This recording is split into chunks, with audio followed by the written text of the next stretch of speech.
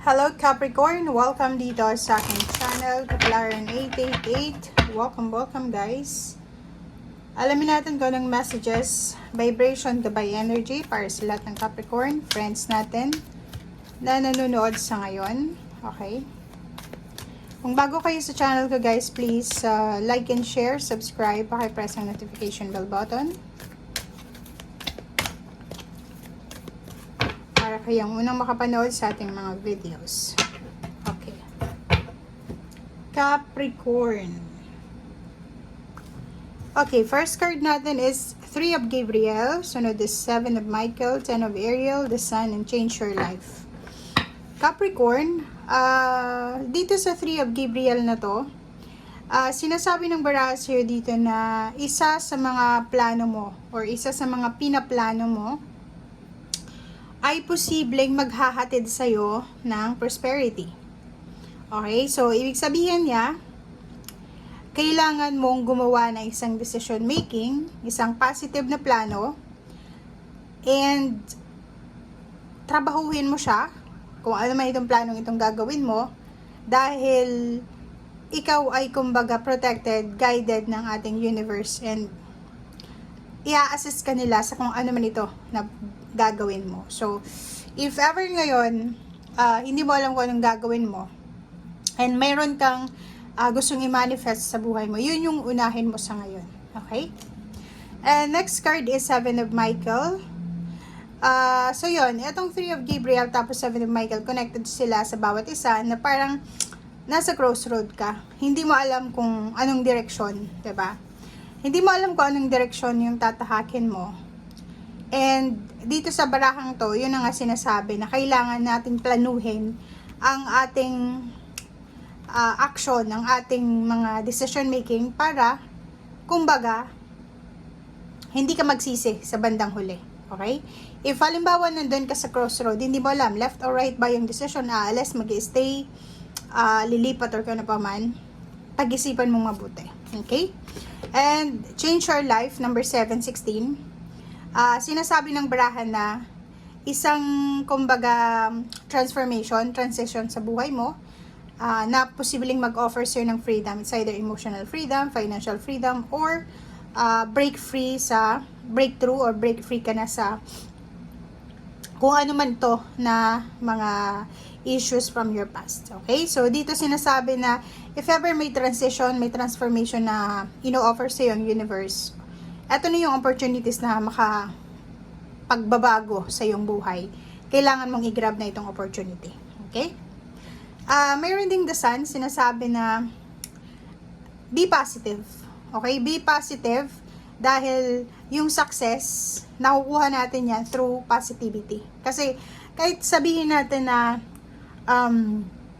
magaling tayo sa trabaho, sa relationship, if hindi tayo positibo sa buhay, mawawalan ka din ng gana, 'di ba? So dapat always positive and be grateful, always be grateful, dahil sa grateful na tao, sa pagiging grateful natin, sa pagiging thankful, doon umaapaw yung biyaya. Okay? And dito sinasabi ng barahan na kung may gagawin kang action sa ngayon, siguradong sigurado na yung future mo, yung retirement mo, or siguradong sigurado na yung life mo after golden age. Okay? So, if ever man. Okay. Thank you.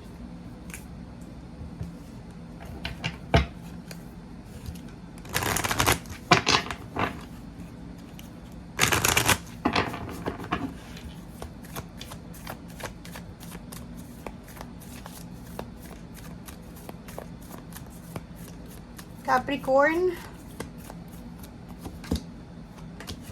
Okay. Yun. Diba? So, if may decision making ka dito, sundin mo kung ano yung sinasabi ng puso mo. Follow your heart. And at the same time, yun, napaka-importante yung meditation.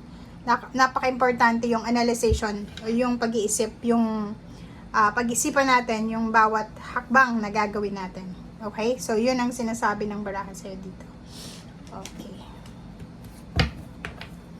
I-clarify natin dito guys sa isang baraha.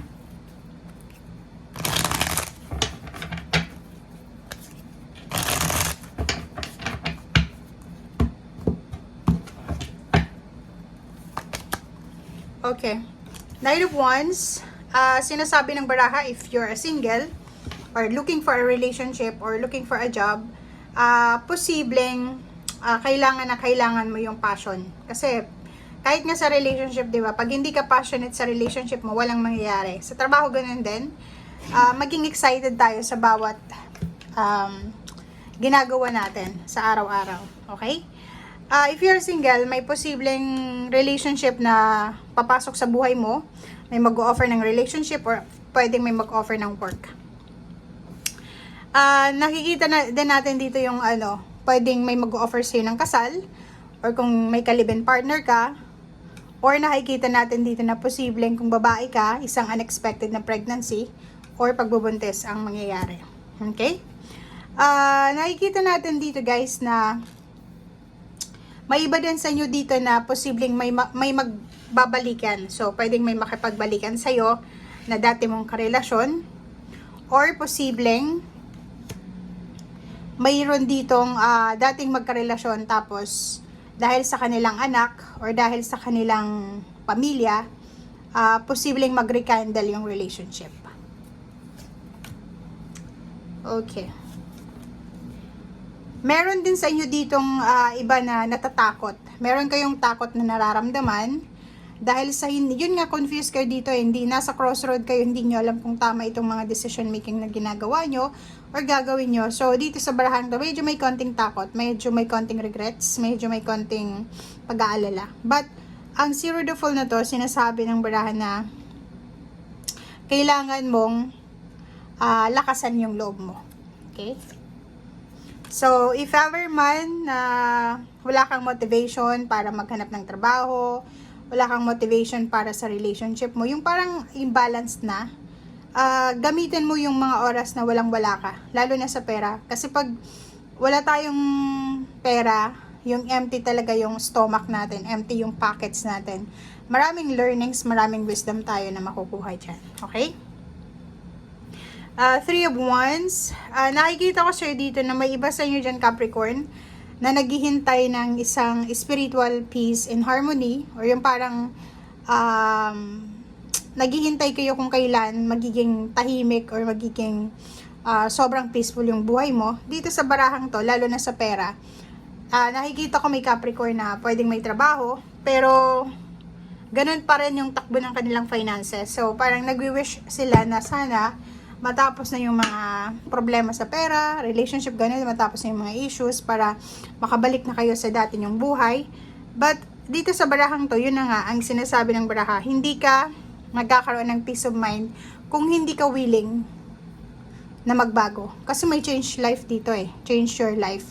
Parang sinasabi na may kailangan kang baguhin, may kailangan mabago sa buhay mo para mayroong transition talagang mangyari. And kusang loob yun. Kailangan mo ng pagkukusa. Okay? So, thank you guys. Bye!